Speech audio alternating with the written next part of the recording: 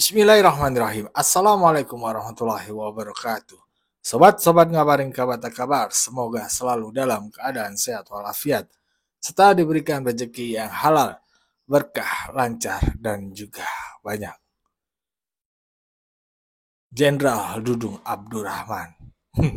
Tentu kita ingat, apalagi terkait banner. Ya, beliau emang sangat luar biasa ya. Nah, kali ini ada tayangan dari Cokro TV ya, perbincangan di Cokro TV antara Bung Sahal dan juga Jenderal Dudung. Salah satunya yang gua potret adalah uh, pembicaraannya terkait dengan Habib Rizik, Gus Miftah dan juga Kiai Imad ya. Mungkin kita semua tahu lah apa yang terjadi di Republik ini, apalagi kalau ngomong Kiai Imad, Habib Rizik dan juga Gus Miftah. Itu pasti kita paham lah. Nah, tapi ini ada pandangan menurut Jenderal Dudung Abdurrahman. Mari kita simak bersama videonya. Let's go. Ini Jenderal, kalau ini saya masih fokus ke soal tadi persatuan dan pentingnya kerukunan ya. Itu kan idealnya kan memang kita harus melampaui itu gitu kan. Tapi kan faktanya residu pilpres dan pilkada itu kan masih ada gitu ya. Dan tetap di narasi-narasi publik itu kan masih muncul gitu. Bahkan bukan hanya dalam kaitannya dengan politik, Jenderal. Misalnya ya apa ya, Habib Rizik Sihab sekarang kan muncul lagi gitu ya. Kemudian membuat narasi tentang macam-macam soal apa namanya, KM 50 lah, soal eh, Palestina. Palestina ya, jadi seruan untuk berjihad ke Gaza gitu misalnya. Kan kayak gitu-gitu. Terus kemudian Fufu Fafa. Jadi itu kan seruan-seruan yang berada di ranah publik juga gitu. Nah, itu gimana dari sudut pandang pertahanan gitu kalau menurut Jenderal itu soal ke Palestina itu loh. Oke, yang pertama masalah yang tadi waktu kita dikumpulkan di Magelang oleh beliau. Pesan beliau itu satu, beliau akan memberantas masalah korupsi. Yang kedua, pesan kepada kita-kita ini, jangan sedikit pun ada kebencian kepada orang lain. Tuduhan-tuduhan kepada orang lain. Sudahlah, mari kita bangun bangsa ini.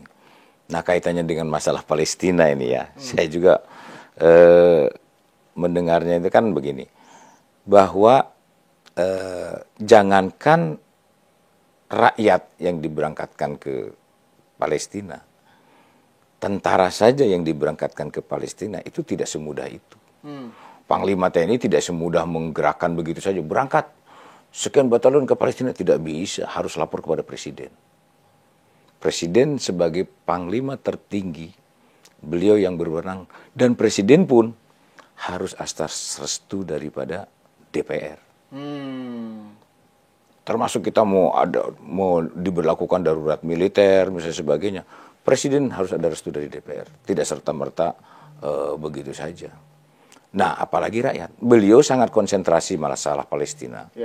Bagaimana bantuan kepada Palestina, bahkan beliau mengirim kapal laut kepada Palestina untuk memberikan bantuan. Tetapi satu sisi juga, ini juga harus kita lapor kepada PBB, tidak semudah itu. Itu militer, kan begitu. Nah, bagaimana kalau kita akan mengirim rakyat? Tidak semudah itu, ya itu tidak semudah, dan dia siapa gitu loh, kan begitu kan? Jadi semuanya itu diatur ya, diatur oleh undang-undang, ya diatur oleh ketentuan, ya peraturan yang berlaku. Jadi tidak serta-merta asal bicara saja.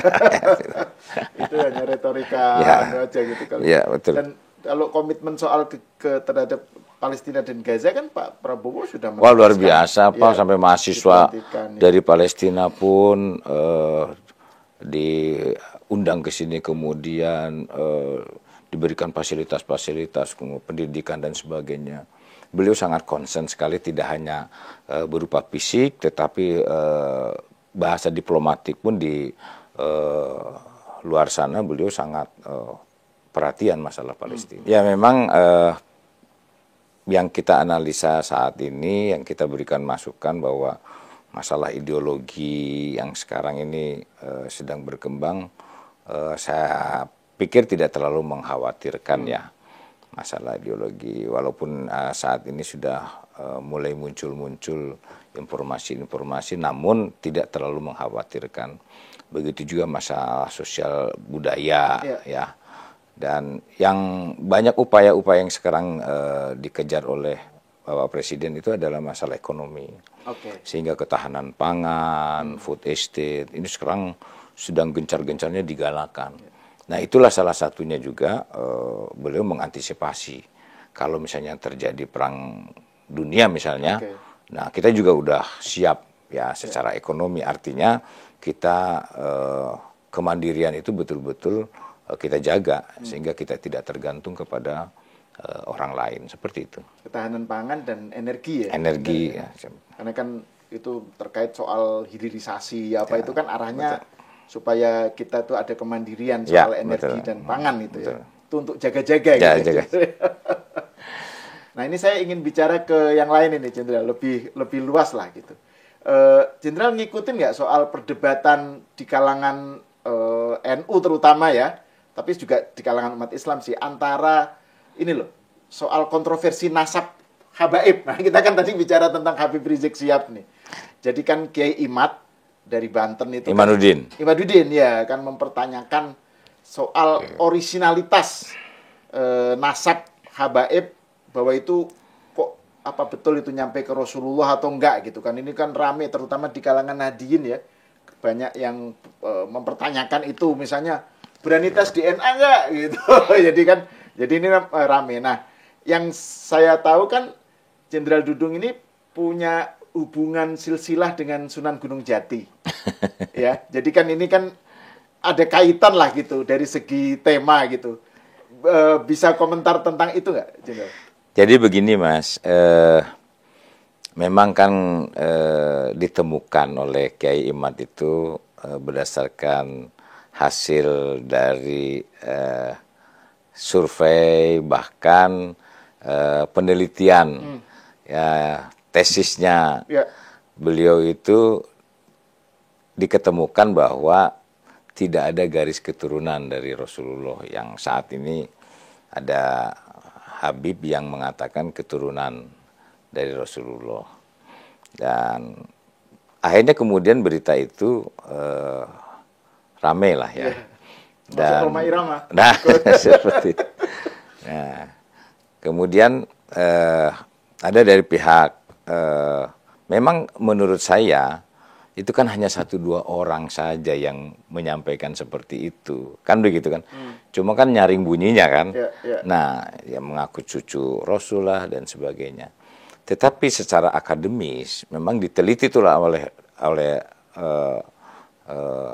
Kiai Imad itu. Dan saya pernah ketemu dengan beliau juga di perjuangan Wali Songo Indonesia itu di PBI itu. Ya, jadi ya, beliau hanya ingin meluruskan sehingga inginnya bahwa umat Islam tidak mengkultuskan kepada salah satu kaum, kan begitu kan. Beliau juga dekat dengan para habaib, beliau juga dekat. Nah, analisa saya kepada mereka bahwa kita antisipasi jangan sampai antara kiai dengan para habaib ini terjadi ketegangan.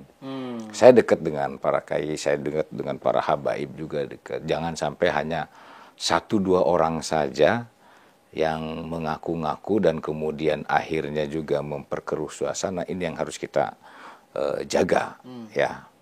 Ini kaitannya masalah pertahanan. Artinya kita melihat Mas, negara Timur Tengah, Irak, Iran, Libya, Lebanon, Afghanistan, Syria, Yaman, Mesir. Itu porak-poranda hanya satu agama. Dan dibedakan 2 suku. Sunni dan Syiah. Mereka bunuh-bunuhan. Dan mereka satu daratan. Nah bagaimana bangsa kita 17.000 pulau, 6 agama. Betul kan? Yang berbeda-beda. Makanya toleransi ini betul-betul harus dijunjung tinggi. Nah, kalau satu agama pun kemudian akhirnya juga ada yang mencoba-coba mengganggu, kan begitu. Nah, ini kita harus waspada. Sehingga saya sampaikan kepada mereka, tetap jangan sampai saling membenci, saling menjatuhkan, apalagi saling memfitnah. Ini yang harus kita jaga. Jadi Kiai Imanuddin itu hanya meluruskan sesuai dengan fakta sejarah seperti itu saja sebetulnya. Dan para habaib yang lain pun ya banyak yang mendukung lah sebetulnya. Artinya dan beliau-beliau juga sangat mendukung pemerintah. Bagaimana pemerintah itu untuk maju, dan mereka pun ya itulah yang merasa cucu Nabi itu kan bisa dihitung hanya 1-2 orang saja, yang lain kan tidak.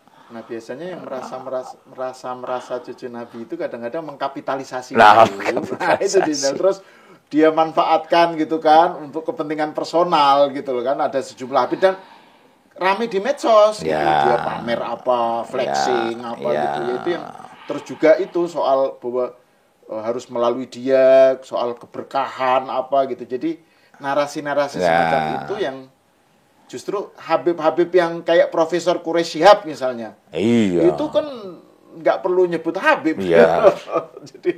jadi itu dihormati malah justru gitu ya. Bahkan yang ilmu yang tinggi seperti Quraish Shihab itu bahkan banyak diamnya. Betul ya. Biasanya yang ilmunya kurang biasanya suka teriaknya lantang sekali. Nah, kalau terkait soal silsilah Jenderal Dudung sendiri dengan Sunan Gunung Jati itu bisa diceritakan nggak? Karena kan ada masjid di Cirebon apa yang itu gimana itu, Jenderal? Jadi bapak saya asli Cirebon, ibu saya asli Banten, kan begitu. Ya betul lah, ada silsilahnya dari Syarif Hidayatullah. Makanya saya bangun masjid Syarif Abdurrahman. Syarif itu mengambilnya dari Syarif Hidayatullah, Abdurrahman itu nama saya. Nama saya mengambil dari Syekh Abdurrahman, itu pamannya Syarif Hidayatullah. Jadi nama saya itu Abdurrahman, itu ngambil dari situ. Nah, ibu itu dari Banten.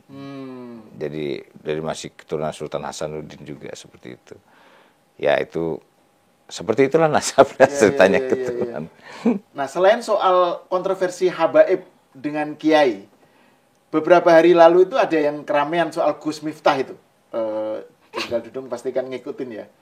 Jadi itu kasus yang ya sekarang sih udah mulai reda ya, tetapi kan itu sempat rame dan bahkan ada yang mempertanyakan soal Gus, terus mempertanyakan perilaku Gus Miftah sendiri dan seterusnya.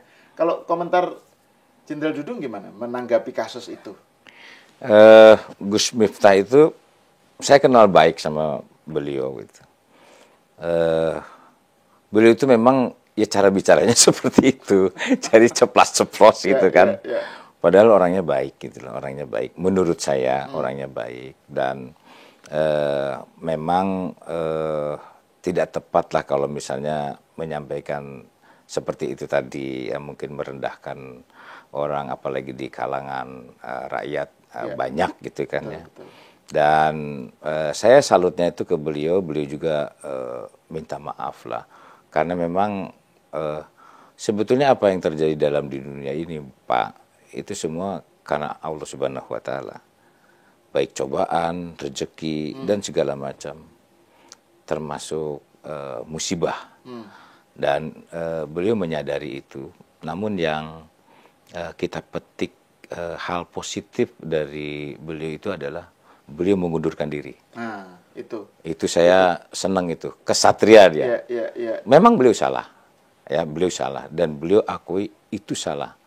Dan jiwa kesatria ini perlu kita contoh. Karena banyak pejabat-pejabat kita juga yang anak buahnya salah, nggak mau mengundurkan diri, betul kan? Iya, betul. Bagus itu. Ini harus perlu kita contoh. Jadi kalau ada stafnya salah, betul kan? Anak buahnya salah, apalagi yang melibatkan pimpinannya, mundur harusnya. Ini jiwa kesatria. Jiwa kesatria, iya, iya. Biasanya kan kalau kita misalnya melihat kasus-kasus di negara lain, misalnya di Jepang, Jepang. atau apa itu kan, Iya, mundur itu sesuatu mundur yang lah, memang kesatria lah. langkah yang harus diambil. Gitu. Jangan Di Indonesia takut. kan masih jarang Iya, gitu ya. jangan takut dengan pangkat dan jabatan. Iya, iya, iya, Kadang-kadang kan ada pejabat-pejabat di kita takut dengan pangkat dan jabatannya. Itu walaupun salah gitu kan. Nah, seperti itu. Bagus itu, perlu dipetik itu yang positifnya. Iya, betul betul. Iya. Dan ini kan maksudnya kalau dilihat dari lepas dari soal perilakunya Gus Miftah Ya, yang tadi itu ya, tapi kan sit- kaitan Gus Miftah dengan Pak Prabowo itu kan maksudnya kan jasanya dalam Pilpres apa itu kan besar, tapi tetap dia mundur gitu ya.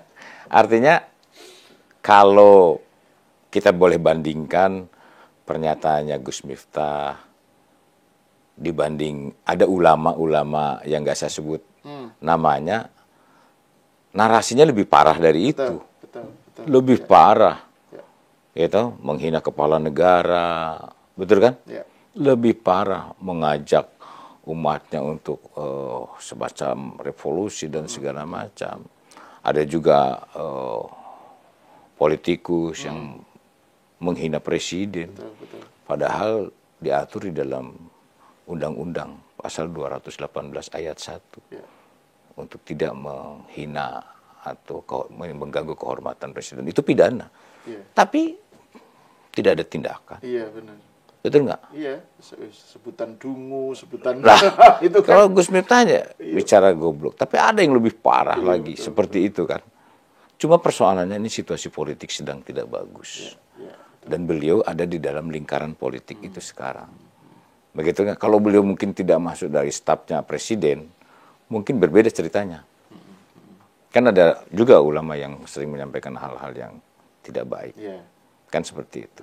Omongannya betul-betul apa? Kasar. Kasar. Dan gitu. Tapi kan seakan-akan kok dimaafkan aja gitu ya. Ya, menurut saya harus tegas lah dengan hal-hal seperti itu. Oke. Ya kalau Gus Miftah mengundurkan diri, kalau ada hal-hal yang seperti itu yang lebih buruk kalimatnya dari Gus Miftah, harus tegas dong. Ya itu harus tegas yang seperti itu. Kayak di Irak itu kalau menjelek-jelekan presiden, mengumpat presiden, diambil langsung. Kalau di kita terlalu baik menurut saya itu. Terlalu baik. Terlalu baik. Ya, begitulah tadi pandangan Jenderal Dudung ya. Beliau sangat bijak ya. Luar biasa.